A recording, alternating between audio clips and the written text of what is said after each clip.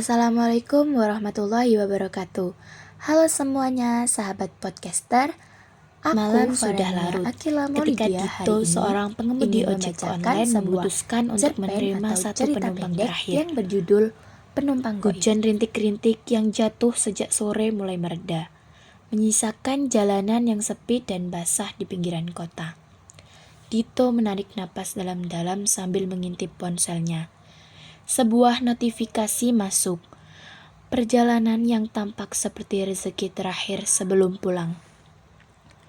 Penumpang di Jalan Rimbun nomor 13. Demikian tertulis di aplikasi. Lokasinya tak jauh dari tempat Dito berada, di daerah yang dikenal jarang sekali dikunjungi oleh orang, terlebih pada malam hari. Cuma kali ini doang, bawa sajalah, habis itu pulang. Gumamnya pada diri sendiri. Mengabaikan rasa aneh yang menjalar di punggungnya, ia segera menghidupkan motornya dan melaju ke arah yang dituju. Ketika tiba di Jalan Rimbun, suasana semakin mencekam. Jalanan sempit ini hanya diterangi oleh beberapa lampu jalanan yang redup. Pohon-pohon tinggi di kedua sisi jalan yang menjuntai, seperti lengan-lengan yang melindungi rahasia kelam di dalamnya. Nomor 14, tempat penumpangnya menunggu.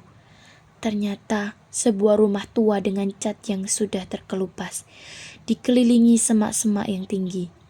Rumah itu tampak tidak terawat. Entah mengapa Dito merasa ada sesuatu yang salah. Namun ia menepis pikirannya, bagaimanapun pekerjaannya adalah pekerjaan. Ia mematikan mesin motornya dan menunggu. Tak lama, seorang perempuan muncul dari balik pagar rumah. Ia mengenakan jaket tebal dan syal yang menutupi wajahnya. Wajahnya yang terlihat sangat amat pucat di bawah cahaya lampu yang redup. Tanpa berkata apa-apa, perempuan itu berjalan dan mendekat, duduk di belakang motor Dito. Hawa dingin tiba-tiba menyelimuti Dito, tapi dia berusaha untuk tetap tenang. "Kemana, Mbak?" tanya Dito sambil membetulkan kaca spion. Namun penumpangnya tetap diam. Ia hanya menunjuk ke depan, seolah ingin Dito segera bergerak. Merasa sedikit aneh, Dito mengangguk dan mulai melaju.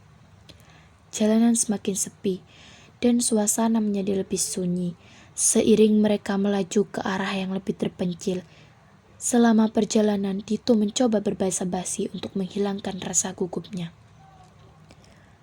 Namun, setiap kali dia mencoba membuka percakapan, perempuan itu tidak memberikan jawaban, hanya menunjuk ke arah yang harus dituju.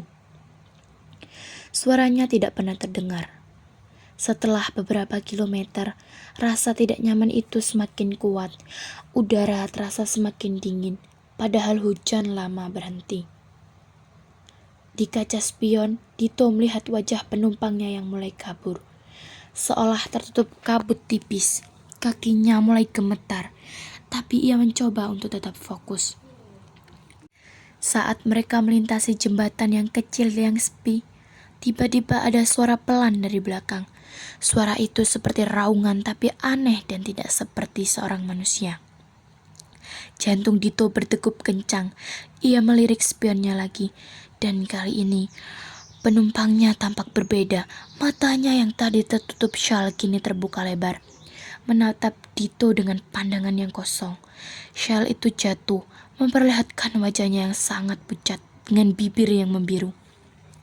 Tubuhnya tidak bisa bergerak, tapi matanya memandang Dito seolah menusuk ke dalam jiwanya. Dito segera menghentikan motornya. Tubuhnya serasa gemetar, sementara napasnya memburu. Mbak, kita sudah sampai nih," tanyanya dengan suara yang sangat bergetar. Namun perempuan itu tetap diam, hanya menatapnya dengan mata yang kosong. Dito memutuskan untuk memeriksa. Ia berbalik dan saat itu pula, tubuh penumpangnya tiba-tiba lenyap, seolah menguap ke udara. Hanya syal lusuh yang tertinggal, jatuh perlahan ke tanah. Dito terpaku di tempatnya, tak percaya dengan apa yang baru saja dilihatnya. Namun, rasa takut yang menelan akal sehatnya segera membawanya kembali ke kenyataan. Dengan panik, Dito menghidupkan motor dan melaju sekencang-kencangnya, meninggalkan dan segala aneh yang baru saja terjadi. Jantungnya masih berdegup kencang, tapi ia terus memacu motornya tanpa menoleh lagi. Setelah beberapa kilometer, Dito merasa cukup jauh dari tempat menyeramkan itu. Ia menghentikan motornya di sebuah warung kecil yang masih terbuka dan mencoba menenangkan dirinya. Tangannya sangat gemetar saat ia mengambil ponselnya untuk memeriksa aplikasi ojek. Namun, matanya melebar seketika melihat layar ponselnya. Ternyata, terakhirnya masih terdaftar sebagai ongoing, seolah penumpangnya masih bersamanya. Hati Dito berdegup makin kencang. Dengan perasaan cemas, ia memutuskan untuk memeriksa kembali detail perjalanan. Alamat tujuan yang sebelumnya samar kini terlihat lebih jelas. Kuburan tua desa Keramat. Dan tangannya gemetar hebat. Dan tiba-tiba teringat kisah lama yang pernah diceritakan oleh rekan-rekannya tentang pengemudi ojek yang mengantarkan penumpang kembali ke tempat aneh dan tak pernah kembali. Ia berusaha kembali mengakhiri perjalanan di aplikasi, tetapi ponselnya seolah membeku dan tak ada respon. Ketika ia mencoba mematikan ponselnya, tiba-tiba suara dingin terdengar jelas di telinganya. Berbisik pelan namun jelas, "Kamu belum selesai, Dito." Ia menoleh dengan panik dan di kaca spion motornya, penumpang itu kembali melihat duduk di belakang. Mata kosong perempuan itu menatapnya tajam, sementara senyum tipis yang mengerikan mulai terbentuk di bibirnya yang membiru. Tanpa berpikir panjang, Dito meninggalkan motornya dan lari secepat mungkin, meninggalkan hal di belakang. Nafasnya memburu dan bayangan kelam dari penumpang itu terus menghantuinya. Ketika sampai di tepi jalan besar, ia akhirnya membuka diri untuk menoleh sekali lagi. Tak ada siapa-siapa, Dito akhirnya memutuskan untuk berjalan pulang dan meninggalkan motornya dan ponsel yang seolah terkutuk. Ia tak pernah kembali ke pekerjaan sebagai pengemudi ojek setelah malam itu. Setiap kali dia melewati daerah yang jalan rimbun, ia merasakan hawa dingin yang sama, seolah penumpang terakhirnya masih menunggunya di sana. Menurut perjalanannya yang belum selesai. Demikian cerita pendek yang bisa saya bacakan. Kurang lebihnya mohon maaf.